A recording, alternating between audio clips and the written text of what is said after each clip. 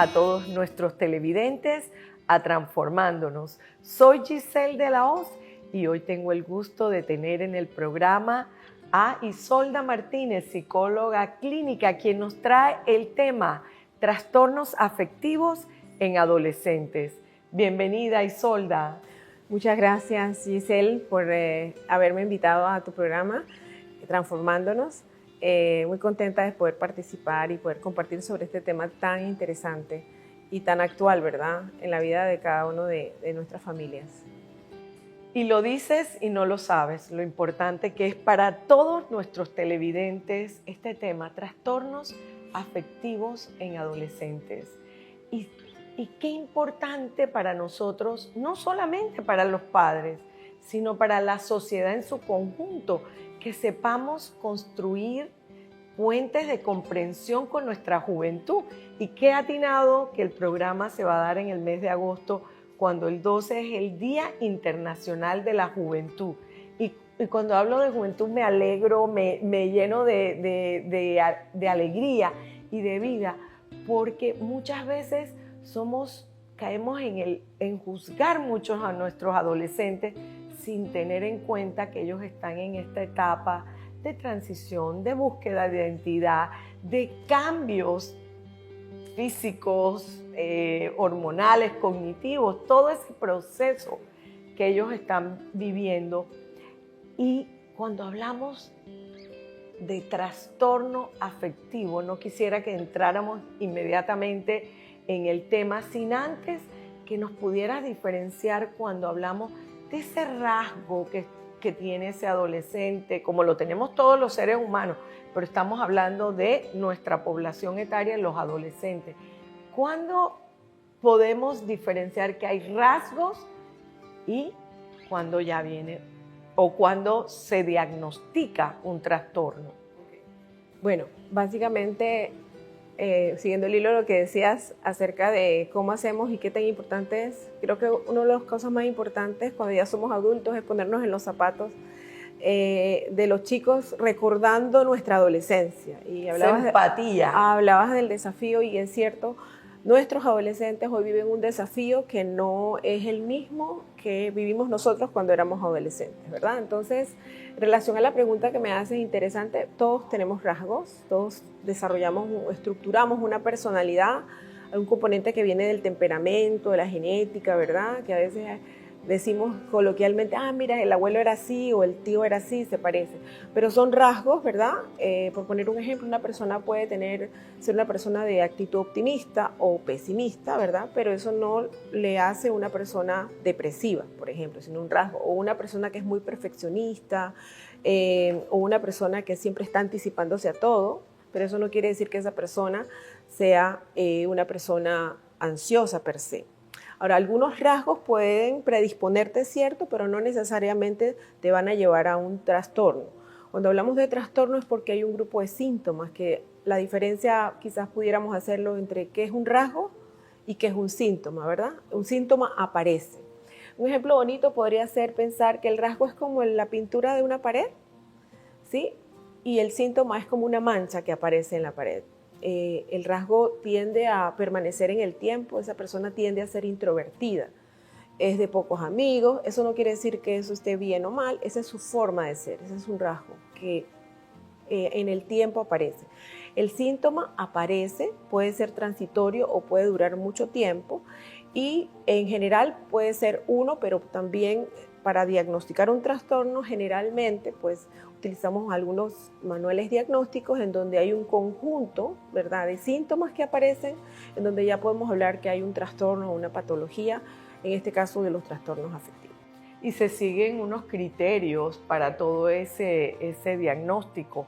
Qué interesante, porque cuando hablamos de diagnóstico, enseguida pensamos en ese profesional a quien acudimos para que nos pueda brindar una información para poder actuar.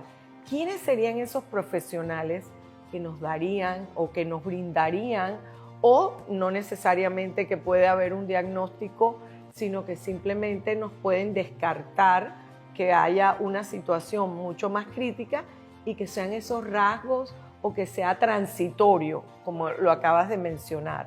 Correcto, bueno, tenemos pues, obviamente profesionales del área de la salud mental, psicólogos clínicos, psiquiatras, ¿verdad? Que están, o sea, son las personas especialistas en la parte de trastornos o como se le habla en el ámbito de la psicología y la psiquiatría, con conocimiento en el área de la psicopatología. Sin embargo, pues generalmente las personas no van directamente al profesional y eso es importante recalcarlo porque por eso es importante tener este tipo de información psicoeducativa a la población, porque generalmente la gente no va en principio al profesional de la salud mental a buscar información o a hablar acerca de lo que le está pasando. Estamos hablando de que los chicos generalmente tienen acceso a sus profesores, sus maestros, a un entrenador, si hacen algún deporte, si se congregan en alguna iglesia y están en un grupo de jóvenes, por ejemplo, ahí, sus líderes. Entonces todo el mundo tiene que tener conocimiento acerca de este tema de los trastornos o de los síntomas que pueden ser característicos de una persona para entonces poder referir. A veces el adolescente, ¿verdad?, es captado por un médico general, puede ser. Entonces también pues todos estamos desafiados un poquito a conocer, ¿verdad?, cuáles son esos cambios, cuáles son esas cosas que pudieran llamarnos la atención y requerir entonces ya un especialista que se encargue del mismo. Excelente y sobre todo importante que cuando ese médico general recibe a nuestros adolescentes también pueda acceder a todos estos estados de ánimo. No estoy hablando de un diagnóstico, sino que pueda derivarlo. Y eso de alguna forma trae también una tranquilidad para los padres o para los cuidadores o para los profesores en el ámbito escolar. Y siguiendo esa línea, ¿cuáles serían esos síntomas visibles y no visibles también, que se presentan en este adolescente o en estos adolescentes que nos permiten de alguna forma preocuparnos de que necesitan buscar o llevar? Porque quiero hacer hincapié en algo importante. Una situación o una condición es que yo vaya y busque porque he visto síntomas, pero normalmente los adultos tendemos a etiquetar y con el adolescente etiquetamos muy rápido. Entonces, esa etiqueta no necesariamente es un diagnóstico, no necesariamente es un problema severo, pero en esa etiqueta juzgamos, o cuando la colocamos juzgamos, y no hace lo que logramos con ese adolescente es que se torne irritable o se antagonice ante lo que nosotros le hablamos. Entonces, ¿cuáles serían esos síntomas que son visibles y que nosotros los adultos tenemos que, sin juzgar? Así es. Bueno, básicamente si lo vemos, podemos ver actitudes, por ejemplo, físicas, si el adolescente está durmiendo mucho, ¿verdad? Sobre todo tiene horarios invertidos, ¿verdad? Y hay cambios, o sea, si esto es parte de algo que no es parte de su cotidianidad, sino que surgen como cambios que uno ve en el tiempo, esto no está ocurriendo y esto está ocurriendo ahora. Entonces, desde lo cognitivo, por ejemplo, si está más distraído, si de repente baja notas escolares, se ausenta de las clases, desde el punto de vista de las emociones, ¿verdad? Vemos una de las características que hace mucho la diferencia entre los trastornos depresivos, que son trastornos que se engloban dentro de los trastornos afectivos, es la irritabilidad, ¿verdad? Muchas veces el adulto, cuando tiene un trastorno depresivo o un trastorno afectivo del área de la depresión, llora, se pone triste, no quiere ir a trabajar, está desganado, pero el adolescente muestra más irritabilidad, por ejemplo. Quizás su capacidad para expresar sus emociones no es la misma que la que tiene un adulto, entonces utiliza una manifestación de sus emociones, está más irritable, menos tolerante, deja de comer o come de más, ¿verdad? Porque algunos trastornos depresivos van concomitantes con trastornos de ansiedad, entonces o dejan de comer o comen demasiado, tienen cambios en sus hábitos en general, se aíslan, por ejemplo. Es una característica muy, muy marcada, ¿verdad? El aislamiento, no quieren interactuar con los demás, ni con amigos, ni entre la familia, ¿verdad? Serían como algunos aspectos, ¿no? Ya más avanzado la situación, estar pendiente de lo que dicen, ¿verdad? A veces hay pesimismo, pero un pesimismo marcado, por ejemplo, con ideas de no querer vivir o estar... el tema de la muerte, ¿verdad? Viene a la palestra, entonces cosas que eso no era parte de la característica de ese adolescente, empieza a hablar sobre eso.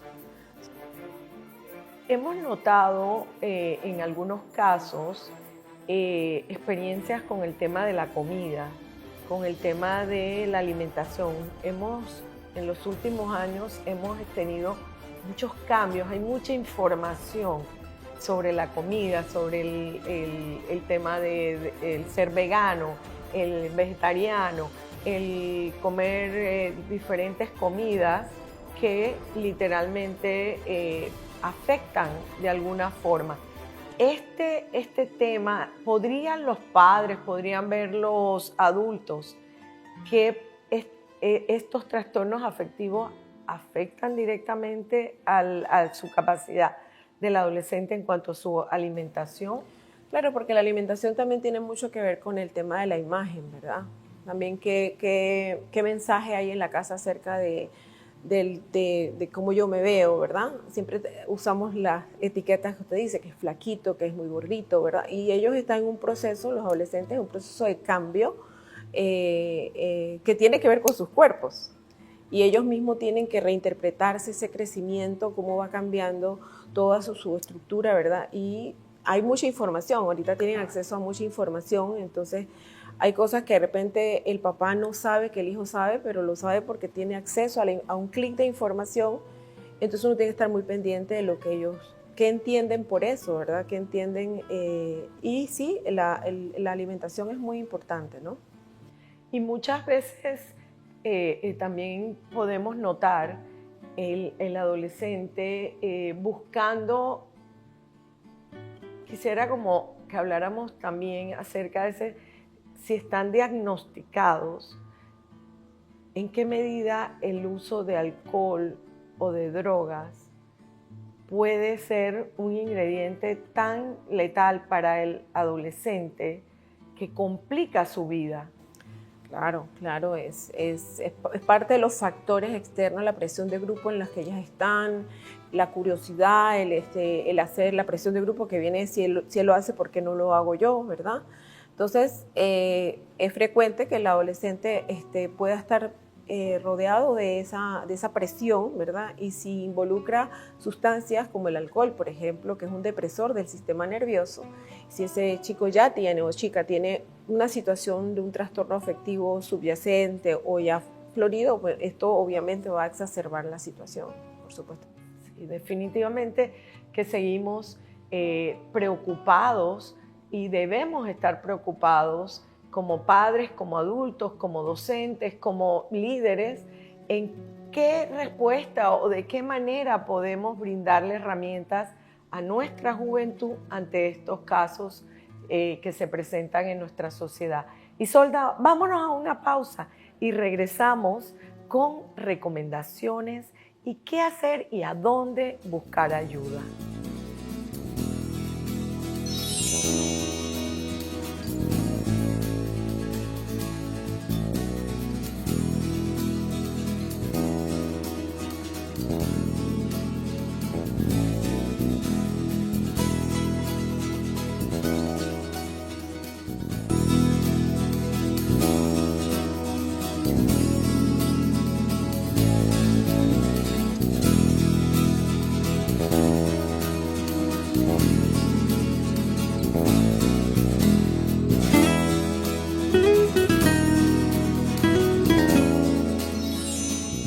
Estamos de vuelta en Transformándonos con el tema trastornos afectivos en adolescentes.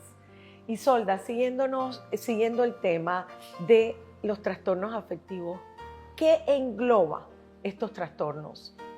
Ok, los trastornos afectivos tienen que ver con las emociones, básicamente con las emociones, y podemos hablar ahí de la depresión, por ejemplo. La depresión se puede presentar en diferentes niveles, hay depresiones que son leves, luego pueden pasar a moderadas y luego pasar a severas, eso dependiendo de los síntomas y también del nivel en que se presentan esos síntomas, ¿verdad?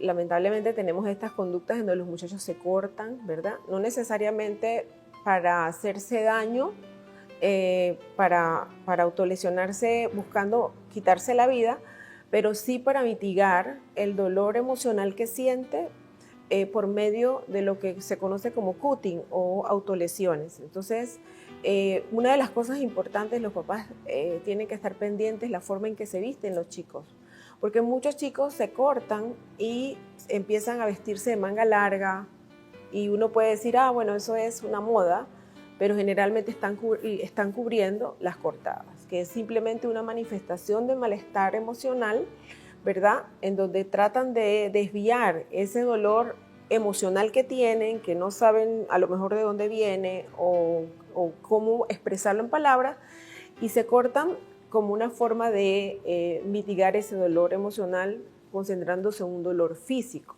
pero eso crea inclusive un ciclo vicioso, ¿no? En donde me siento luego peor y luego lo repito.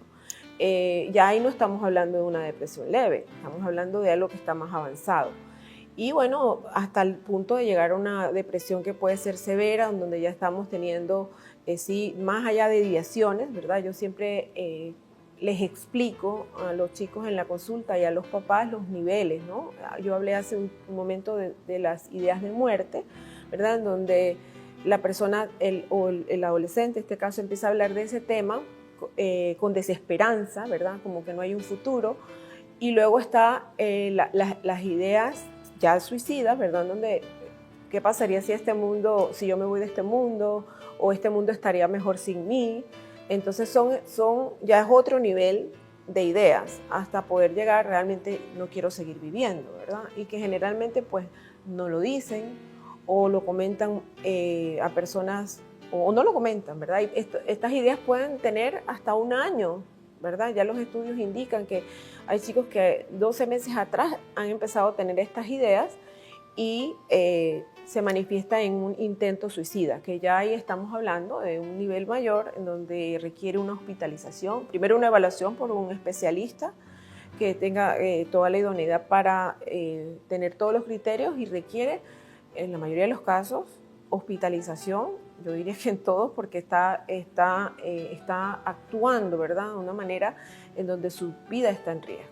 Entonces ya estamos pasando del pensamiento a la acción, ¿verdad? Y previo a eso hay una planificación. Entonces, parte de lo que hacemos en la historia clínica cuando hacemos las preguntas relacionadas a las ideaciones suicidas es si ya tiene un plan, al punto en donde ya cometió el acto, ¿verdad? En donde ya hizo el intento. Estamos hablando de niveles, ¿no? Niveles de ese cuadro depresivo. Hay unos estados depresivos, por ejemplo, que se conocen como distimias, en donde la característica es un estado de ánimo que fluctúa, ¿verdad? A veces estoy un poquito mejor, luego bajo, a los adultos también les pasa, pero lo característico es lo prolongado del tiempo. Y otro concepto importante es que muchos trastornos depresivos, tanto en adultos como adolescentes, están concomitando con otros síntomas, otros cuadros o trastornos psicopatológicos que tienen que ver con la ansiedad. Entonces también a veces van juntos, a veces solo el cuadro de ansiedad, pero generalmente en algunos casos aparecen ambas cosas, ¿no? Un trastorno mixto depresivo ansioso, por ejemplo. Interesante todo lo que dices, y también un poco lo que preocupa cuando te escucho. Se remite uno a querer brindar todo este tipo de información con aras de prevenir, pero por el otro lado también da un poco de temor, y muchas veces este tipo de, no hablo del programa, pero en general este tipo de conversaciones no las tenemos por temor a hablar del tema. Por ejemplo, se da mucho en los planteles educativos, donde los gabinetes te lo indican o te preguntan qué está pasando, mira esto, y muchas veces por temor no buscamos la ayuda. La salud mental es algo que debe de todos los mitos que hay alrededor, ¿verdad? Que voy al psicólogo o al psiquiatra porque estoy loco, ¿verdad? Esas etiquetas, ¿verdad? Deberían salir de nuestro vocabulario. Yo creo que una de las cosas más importantes es sí hablarlo, ¿verdad? O sea, estas cosas sí se hablan. En casa deberían los papás preguntar, ¿verdad? Sobre estos temas, ¿tú qué opinas? Y bueno, las noticias también nos los dicen. Si sale una noticia, pues aprovecho y hablo del tema en casa, ¿verdad? Todos estamos expuestos porque todos somos seres humanos vulnerables, entonces es necesario entender eso, que cualquier persona puede estar expuesta a una situación como esta y no es malo, no es de personas débiles buscar ayuda.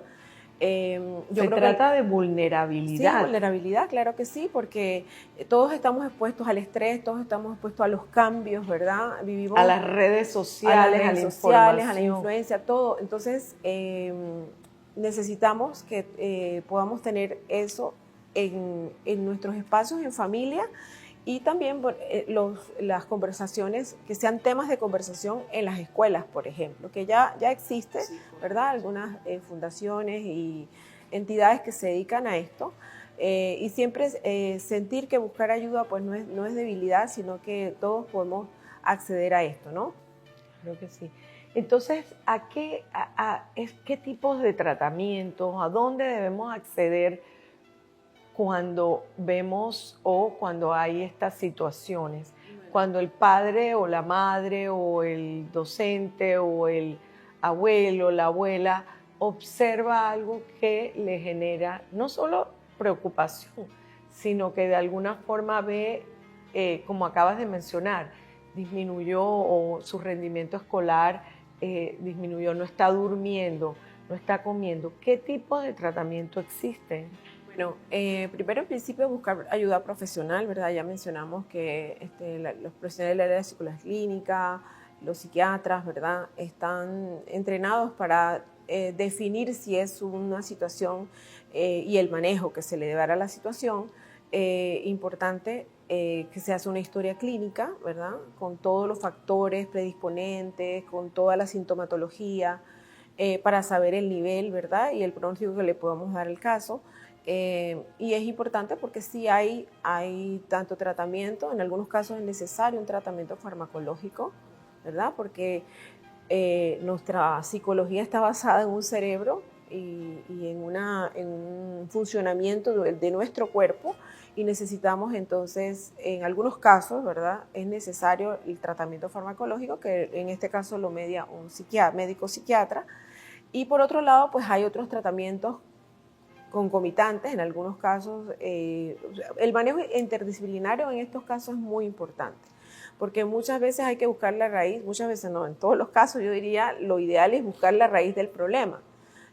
¿Por qué ese chico cayó en ese estado depresivo? ¿Por qué llegó? Entonces a veces tenemos que buscar un terapista de familia, si hay factores familiares desencadenantes de esa situación depresiva, ¿verdad? Y hay técnicas o tipos de psicoterapia que están adaptadas para el adolescente. Creo que una de las cosas más importantes es que ellos también puedan tener grupos de apoyo de coetarios, ¿verdad? De la misma edad que ellos, para que ellos puedan interactuar. Es muy importante que inclusive hay terapias de grupos que donde otros pares, ¿verdad? Pueden también influenciar positivamente en la vida del muchacho, ¿no? Creo que es un trabajo que no es solamente de los profesionales del área de la salud mental, es un trabajo en equipo que se hace con los padres, ¿verdad? Los padres, bajar la ansiedad de los padres, saber que hay ayuda y que ellos son muy importantes en la vida de ellos. Si el ámbito escolar está allí, establecer los canales necesarios para poder que ellos entiendan que el chico tiene una situación de salud, ¿verdad? Porque es de salud mental, pero es una situación de salud. Así como una persona puede tener, no sé, cualquier condición de salud, ¿verdad? Porque a veces pensamos que esto es algo que se le puede quitar, no sé, motivándolo, y a veces no es suficiente. Necesitamos hacer un trabajo de equipo de todas las partes, ¿no? Inclusive obviamente del muchacho, ¿no? Sí, y para terminar añado un poco esa parte psicoeducativa que tanto necesitamos la familia cuando tenemos a un joven que está atravesando por esta situación. El poder también aprender, el poder nosotros comunicarnos mejor, aprender a darle, como siempre hemos dicho, a veces somos muy juzgadores de nuestros adolescentes y qué importante es tener más empatía, más comprensión con ese adolescente y poderlo, yo digo, como abrazar en medio de lo que está viviendo. Yo creo que es vital lo que acabas de decir, ser más oreja que boca. Exactamente. Yo digo, porque hace poquito estábamos yo en una actividad con adolescentes y me tomé el tiempo de un adolescente que hoy está transformado, ¿verdad? Hoy está transformado de ser un chico dependiente que no sabía pues ni ir al supermercado solo, era muy, muy, muy dependiente, a ser un chico que hoy es líder, que se atreve a ir a un concurso de oratoria, que tiene planes claros de lo que quiere hacer, ha formado parte de un grupo de adolescentes y una de las cosas que uno tiene que hacer es callarse la boquita, ¿verdad? Y los padres sobre todo, porque nosotros como padres siempre queremos lo mejor, pero a veces estamos solamente dando instrucciones o advertencias, ¿verdad? Y no nos sentamos a escuchar. En el escuchar, sobre todo cuando ellos están dispuestos a hablar, porque a veces no es todo el tiempo que ellos quieren hablar, dejar lo que yo tengo a un lado y tener una comunicación consciente con ese adolescente en donde yo voy a escuchar, ¿verdad? No voy a aconsejar, yo te voy a escuchar porque quiero oír cómo te sientes, ¿verdad? Estamos siempre interrogando. También evitar esos sermones que pensamos que al darle sermones a ese adolescente, él va a aprender. Y muchas veces llega un momento en que estas orejitas de ese adolescente no quieren escuchar lo que el adulto o lo que el padre dice. Entonces, qué importante que nosotros como familia le podamos brindar esa contención que están necesitando, porque muchas veces no es fragilidad, como tú acabas de hablar, o debilidad, es vulnerabilidad. Gracias, Isolda, por toda esta valiosa información que les ha brindado a todos nuestros televidentes. Y recordemos, tenemos que construir puentes con nuestros adolescentes, que se sientan comprendidos, que se sientan contenidos. Nos vemos en una próxima edición aquí en Transformándonos, no sin antes seguirnos en nuestras redes sociales. Gracias, Isolda.